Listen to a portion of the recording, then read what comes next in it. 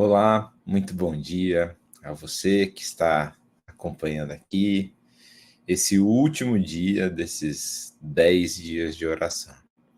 A gente fica muito feliz de te receber, ou melhor, fica muito feliz de você me receber aí na sua casa. Eu aqui da minha, aí na sua casa.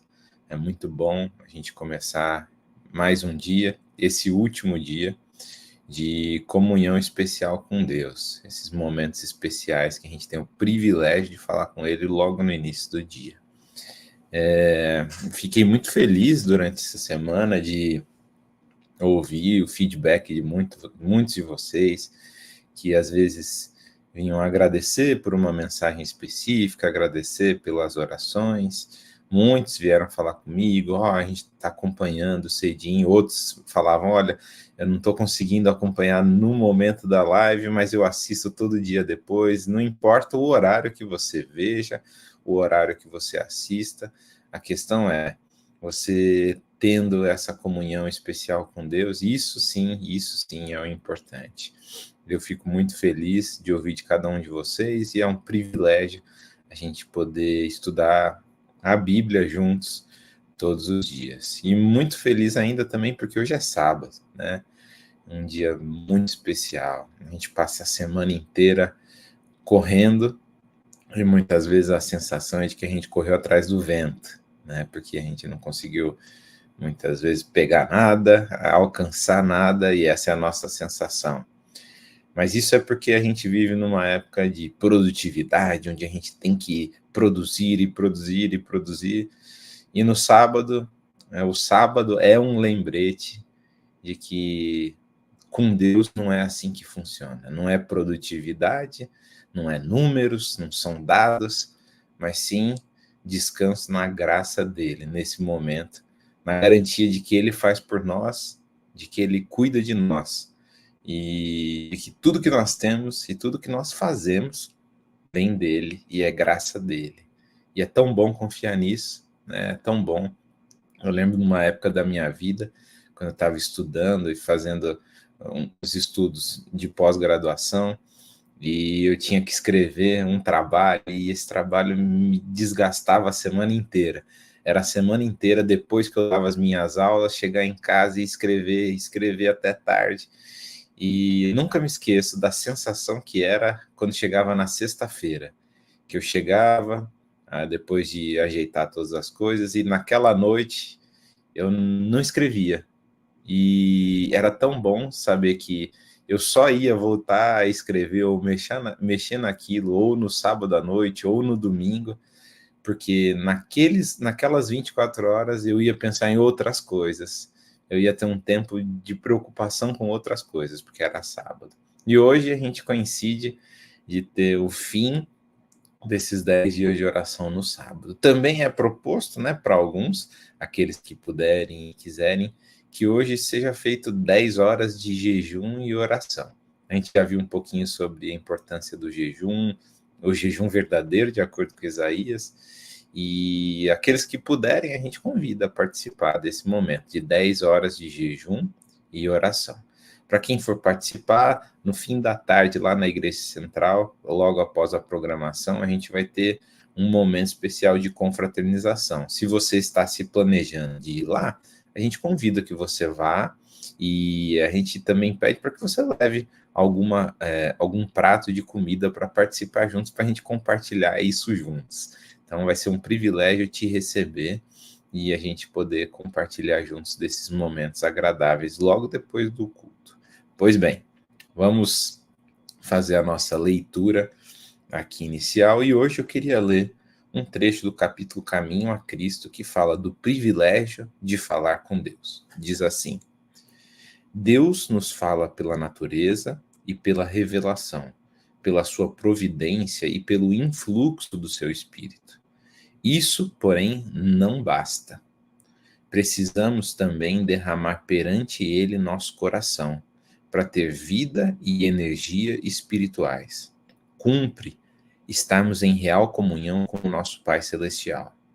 Podem nossos pensamentos dirigir-se para ele, podemos meditar sobre suas obras, suas misericórdias, suas bênçãos, mas isto não é, no sentido mais amplo, comungar com ele. Para entender comunhão com Deus, é preciso que tenhamos alguma coisa que lhe dizer acerca da nossa vida. A gente precisa dizer alguma coisa da nossa vida. Quando Jesus andou na terra, ensinou a seus discípulos como deviam orar. Instruiu-os a apresentar suas necessidades cotidianas a Deus e lançar sobre ele todos os seus cuidados, e a certeza que lhes deu de que suas petições seriam ouvidas constitui também para nós uma certeza. E Jesus mesmo, enquanto andava entre os homens, muitas vezes se entregava à oração.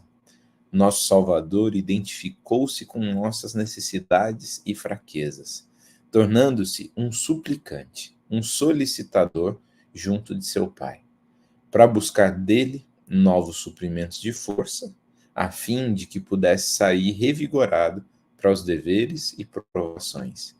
Ele é o nosso exemplo em todas as coisas. É um irmão em nossas fraquezas, pois, como nós, em tudo foi tentado, mas sem pecado, como era, sua natureza recuava do mal.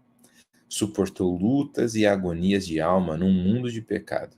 Sua humanidade tornou-lhe a oração uma necessidade e privilégio. Encontrava conforto e alegria na comunhão com o Pai. E se o Salvador dos homens, o Filho de Deus, sentia a necessidade de orar, quanto mais nós devemos orar. Débeis e pecaminosos mortais que somos, nós devemos sentir a necessidade fervente e constante da oração. Nosso Pai Celestial está desejoso de derramar sobre nós a plenitude de suas bênçãos. É nosso privilégio beber livremente da fonte do seu ilimitado amor. Como é de admirar, pois, que oremos tão pouco. Deus está pronto para ouvir a oração sincera do mais humilde dos seus filhos. E contudo há tanta manifesta relutância da nossa parte para tornar conhecidas a Deus nossas necessidades. Que pensarão os anjos do céu a respeito dos pobres e desamparados seres humanos, sujeitos à tentação quando o coração de Deus, pleno de infinito amor, se inclina anelante para eles, pronto para lhes dar mais do que sabem pedir ou pensar, e contudo oram tão pouco, e tão pouca fé exercem? Os anjos têm prazer em prostrar-se perante Deus, deleitam-se em estar em sua presença, consideram a comunhão com Deus como seu mais alto privilégio, e contudo, os filhos da terra, que tanto precisam do auxílio que só Deus pode dar, parecem satisfeitos com andar sem a luz do seu espírito, a companhia da sua presença. E aqui o último trecho. Nossa grande necessidade é ela mesma um argumento e intercede muito eloquentemente em nosso favor. Temos, porém, de buscar ao Senhor a fim de que faça essas coisas por nós. Diz ele: pedi e dar-se-vos-á.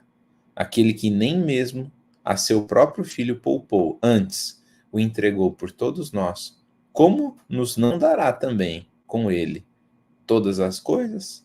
Se atendemos ainda à iniquidade em nosso coração, se nos apegarmos a algum pecado consciente, o Senhor não nos ouvirá, mas a oração da alma penitente e contrita sempre será aceita. Olha só, né? Os anjos olham para a gente e vêm e falam: poxa, a gente tem tanto prazer em se prostrar na presença de Deus, por que os seres humanos não o buscam, não se prostram diante dele, não oram, não clamam, não o procuram diariamente? Que a nossa realidade seja de vida espiritual, de comunhão com Deus, né? Seja uma surpresa para esses anjos que olham para a gente e muitas vezes pensam: poxa, por que ele não está buscando tanto a Deus? Que a nossa cidade de Valinhos seja surpreendida por pessoas que buscam constantemente a Deus. Que no nosso país a gente seja surpreendido por aqueles que buscam a Deus. Que no mundo, e que logo Jesus volte para nos levar, para que a gente possa viver em comunhão com Ele. se prostrando literalmente diante da presença dele. E que privilégio não vai ser, né, meus irmãos? Imagine só todos nós juntos, nos encontrando no céu, lembrando dos momentos que passamos aqui e agora vivendo a eternidade juntos lá. Nesse momento, a gente vai fazer uma oração, na sequência a gente vai ler um trecho da Bíblia e meditar sobre ele. E eu queria hoje pedir em especial, né, que a gente orasse pelas pessoas por quem nós oramos durante esses 10 dias de uma forma mais intensa. Você orou 10 dias por uma pessoa, pelo menos, e você, com certeza, tem muito carinho por essa pessoa. E agora a gente encerra esses 10 dias de oração, mas o meu convite é que esses momentos de oração não se encerrem aqui, que você continue orando por essa pessoa ou por outras pessoas.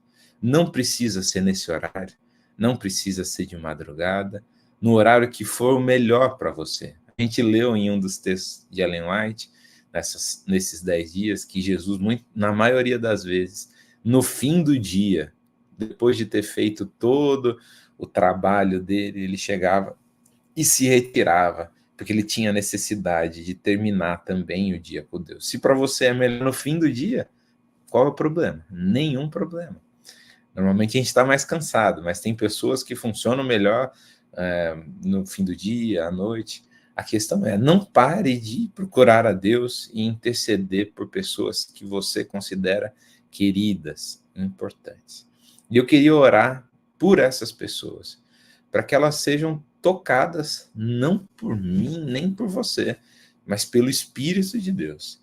Porque é Ele que trabalha, não é a gente que converte nada, não é a gente que salva nada.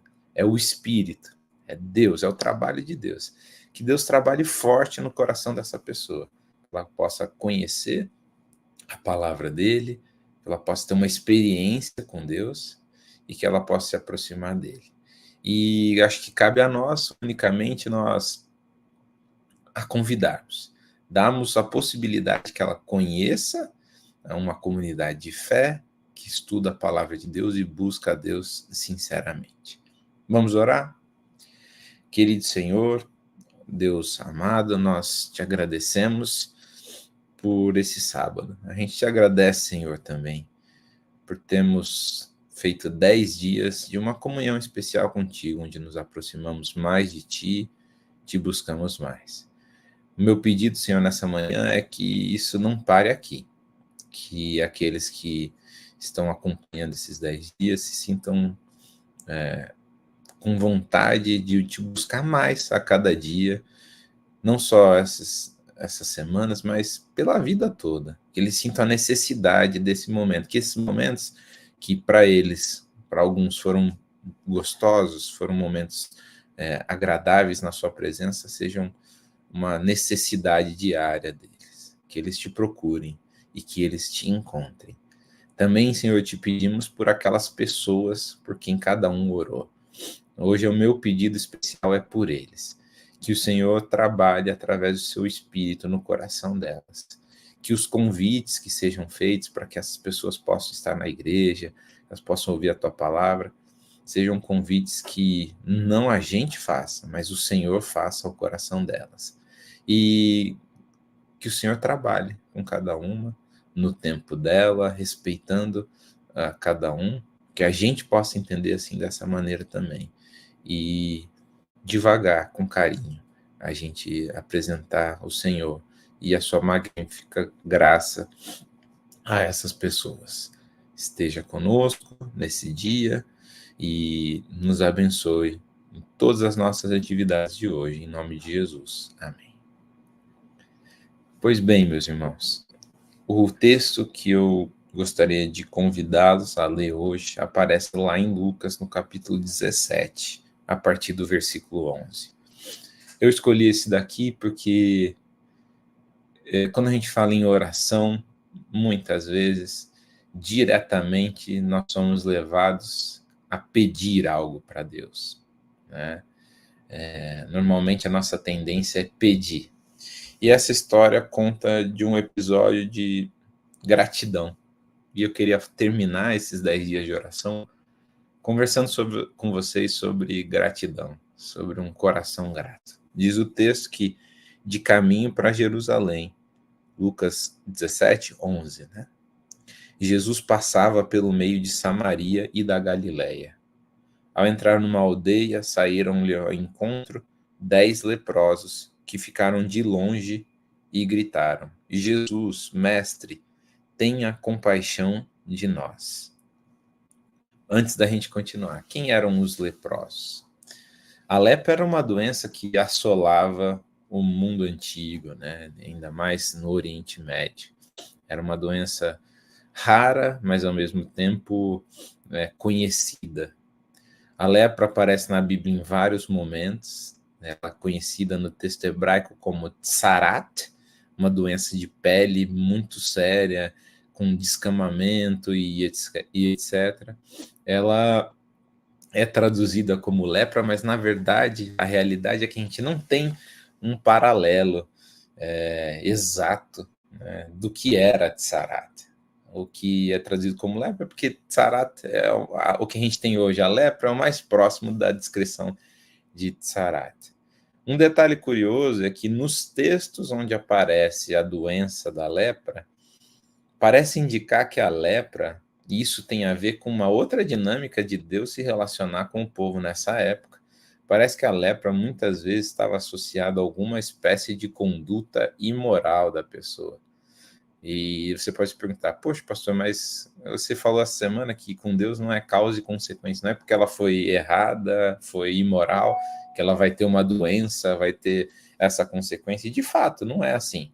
Mas parece que os casos de lepra que aparecem na Bíblia têm alguma relação com uma atitude dessa, né? Não significa que todos são assim, mas as descrições trazem isso. Por exemplo, se você voltar a sua Bíblia lá em Números, no capítulo 12, com certeza vocês vão lembrar dessa história. Diz que Miriam e Arão falaram contra Moisés por causa de uma pessoa, né, uma mulher cuxita que ele havia tomado. E eles dizem, né, será, versículo 2, que o Senhor falou somente por meio de Moisés? Será que não falou também por meio de nós? Miriam e Arão começam a questionar a autoridade de Moisés diante do povo e começam a fomentar críticas a Moisés diante do povo. E aí Deus os convida para aparecerem diante da tenda do encontro com Deus. E daí Deus é bem enfático e diz assim: ouçam agora as minhas palavras. Se entre vocês há um profeta, eu, o Senhor, em visão, me faço conhecer a ele ou falo com ele em sonhos. Não é assim com meu servo Moisés, que é fiel em toda a minha casa. Falo com ele face a face, claramente e não por enigmas, pois ele vê a forma do Senhor. Como, pois, vocês não tiveram medo de falar contra o meu servo Moisés? Vocês mexeram com Moisés, vocês mexeram comigo. Não é assim que funciona. Com Moisés, se tem um profeta, eu falo com ele através de sonhos e visões, mas Moisés, ele vai além disso, eu falo com ele face a face. E aquele argumento duro, né, ouvido por Miriam e Arão, a ira de Deus se acende sobre eles, diz que ele se retira da tenda do encontro, a tenda da congregação, e naquele mesmo momento, Arão olha para Miriam e ela está branca como a neve, com lepra. E depois intercede-se por ela e ela é curada da lepra por causa da intercessão de Moisés. Então, vários episódios, né? Naamã e outros que a gente lembra. Alguns não há a explicação do porquê a pessoa estava com lepra, outros sim aparecem a explicação. A questão é que existem muitos detalhes, por exemplo, no livro de Levíticos em relação à lepra. Se você tiver curiosidade, lá em Levítico, no capítulo 13 e no capítulo 14, existem leis específicas em relação à lepra. Primeiro, para identificar se aquilo era lepra ou não, depois de como proceder, e o procedimento normalmente era: você tem que ir até o sacerdote, ele vai te falar se é lepra ou não, ele vai te falar o que fazer. E quando você, depois desse tempo indicado pelo sacerdote, voltar para uma avaliação, quem vai fazer essa avaliação é o sacerdote. E não só isso. Quando o sacerdote perceber que você foi curado, vai ter todo um ritual de purificação para você ser recebido de volta para dentro da cidade ou para dentro do acampamento. E essa é outra informação que eu não tinha falado, mas é conhecida, né? O leproso ele era excluído de dentro do acampamento e de dentro da cidade, até que ele fosse considerado como curado. Aqui Jesus está passando pela cidade de Samaria, na região da Galileia, e ele vê 10 leprosos. Normalmente os leprosos viviam num lugar que é um não lugar. Eles viviam no entre. Eles não faziam parte da cidade, mas também não eram do campo. Eles viviam entre os dois, viviam nos muros, depois dos muros das cidades. Eles não eram bem recebidos. Aquele que tocasse num leproso seria considerado impuro. Também precisaria passar pelo processo de purificação. E é muito interessante que os evangelhos vão relatar 2 encontros de Jesus com leprosos. Um, lá em Marcos, no capítulo 11, onde Jesus toca num leproso. E é interessante que lá, diferente do que era o costume, lembra? Quando alguém toca um leproso, é considerado impuro. Mas quando Jesus toca no leproso, é o leproso que é curado. Porque em Jesus há vida, em Jesus há pureza. E essa é a importância dessa história. Não é ele que é afetado pela doença. Jesus afeta a doença do leproso.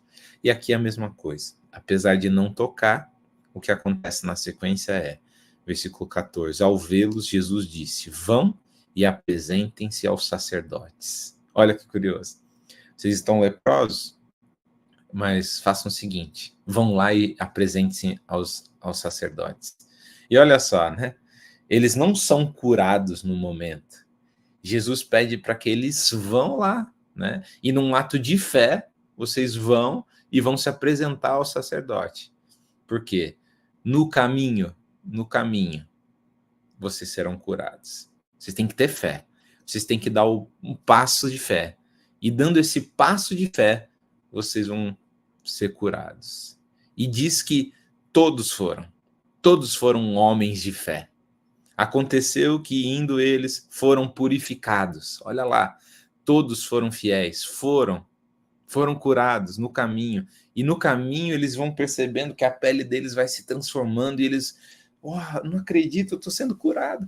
E eles vão até o sacerdote. Mas, o texto diz, um dos 10, vendo que estava curado, voltou, dando glória a Deus em alta voz. Imagine só, gente. Tanto tempo longe da família, tanto tempo longe da cidade. E agora eu tenho a oportunidade de voltar logo para minha família, para minha cidade, voltar para o sacerdote, para ser recebido de volta no meu povo. E um deles pensa, peraí, antes disso eu tenho que voltar. E ele volta dando glória a Deus em alta voz. Imagina essa cena. Ele indo para o caminho contrário dos leprosos. Jesus falou, você tem que ir para o sacerdote. No caminho ele para e fala, não, antes eu tenho que fazer outra coisa. De certo modo, parece que ele desobedece ao pedido de Jesus, à ordem de Jesus. Só que ele volta dando glória a Deus, em alta voz. A alegria desse homem, em alta voz, louvando o nome de Deus. Diz que ele chega até Jesus, prostrou-se com o rosto em terra aos pés dele e agradeceu.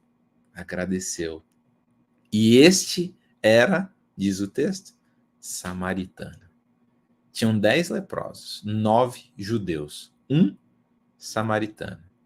Qual é o único que volta e se prostra nos pés de Jesus e agradece pela bênção recebida? O samaritano, aquele que não era bem recebido diante dos judeus. Olha o exemplo daquele que não era considerado parte do povo escolhido. Então Jesus perguntou, não eram 10 os que foram curados? Onde estão os 9?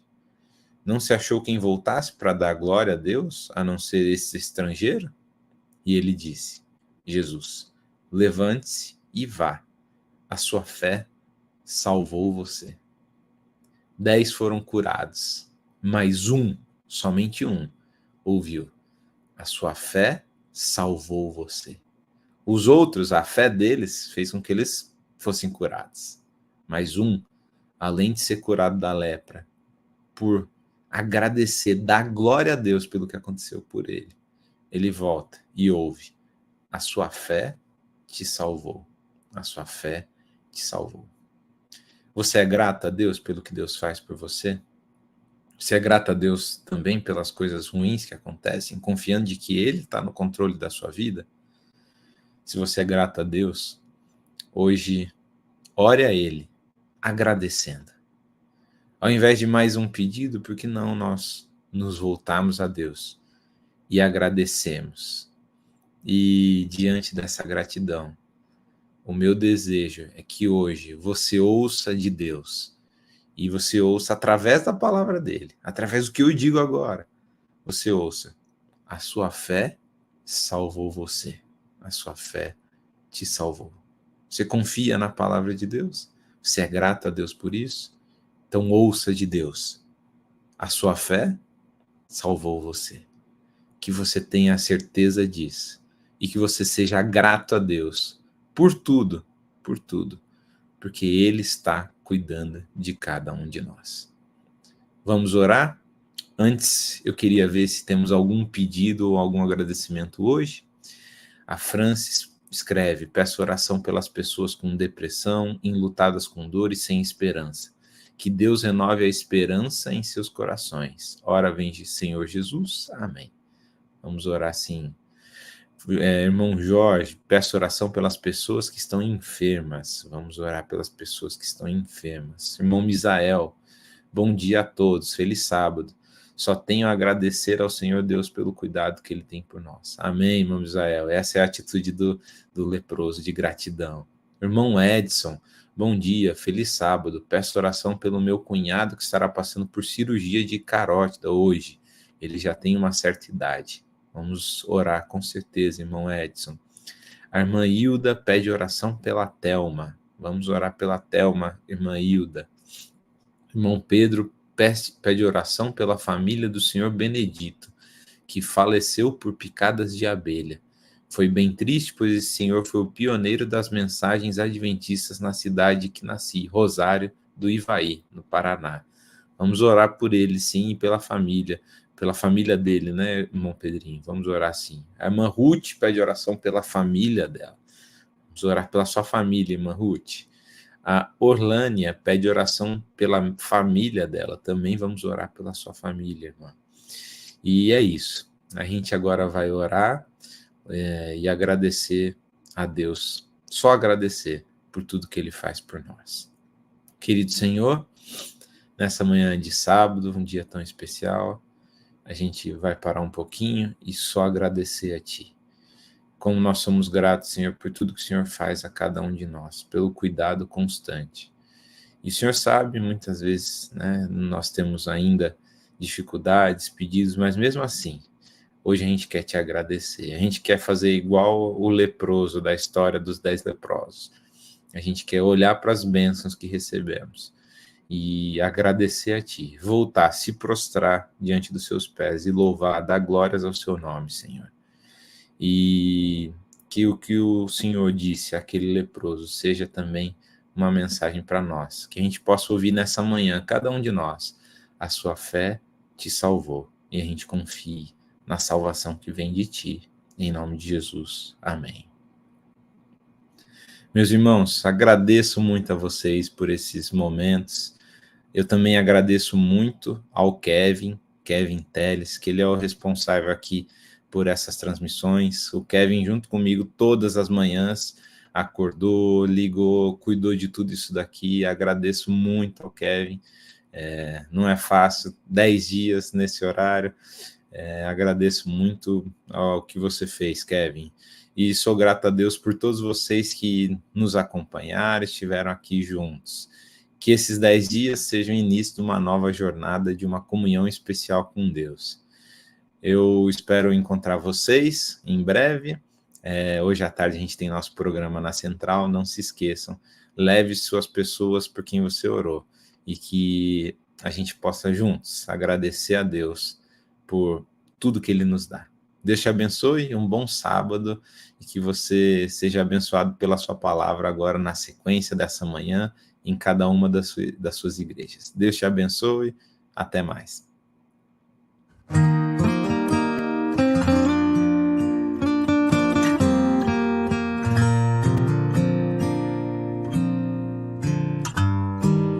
Hoje os dias são tão curtos, pequenos demais, as horas passam tão rápido, o tempo escorre pelas mãos, agendas tão cheias, corações tão vazios, a alma é pequena e o olhar é tão frio.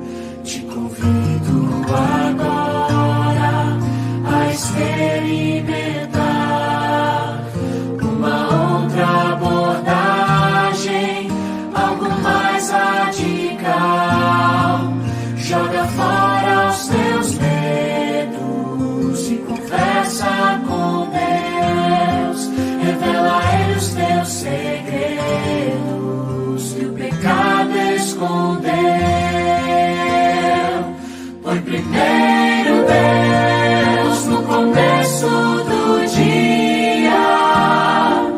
Põe primeiro Deus, o futuro é incerto.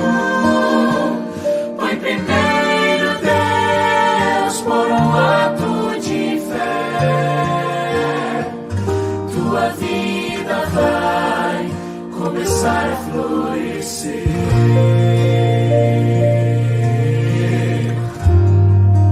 Quando entrego minha vida nas mãos do Senhor, aquele que me conhece, que sabe bem